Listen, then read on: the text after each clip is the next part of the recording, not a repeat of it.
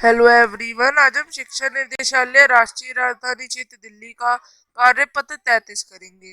30 नवंबर का हिंदी। जब सिनेमा ने बोलना सीखा। प्यारे बच्चों, आइए आज हम अपनी पाठ्य पुस्तिका वसंत के पाठ से जब सिनेमा ने बोलना सीखे का 8वां पाठ आखिरी बार पढ़ते हैं।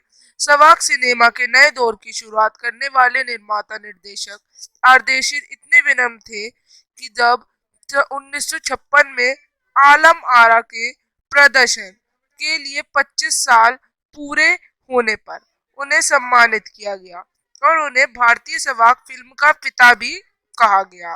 उन्होंने उस मौके पर कहा था, मुझे इतना बड़ा किताब देने की जरूरत नहीं थी। मैंने तो देश के लिए अपने हिस्से का जरूर योगदान निभाया है।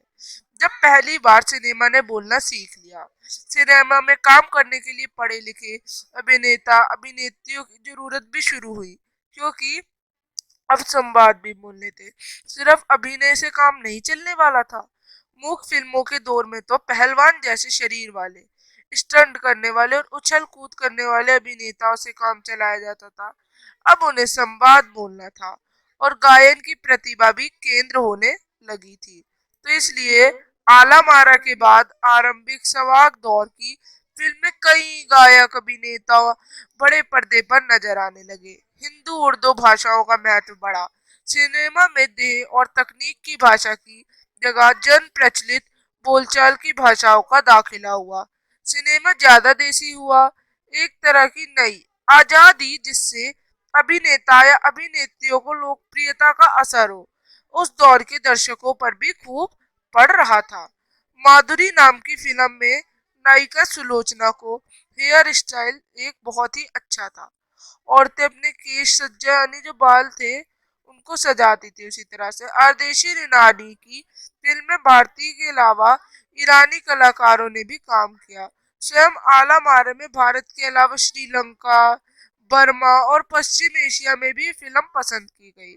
भारतीय सिनेमा के जनक फाल्के को सवाक सिनेमा के जनक आरदेशी रिनाडी की उपलब्धि को ही अपनाना ही था, क्योंकि वह से सिनेमा जो था उसका एक नया दौर शुरू हुआ। तो यहाँ पे पाठ खत्म होता है। अब हम क्वेश्चंस करते हैं। भारतीय सवाक फिल्मों का पिता किसे कहा गया? आरदेशी रिनाडी।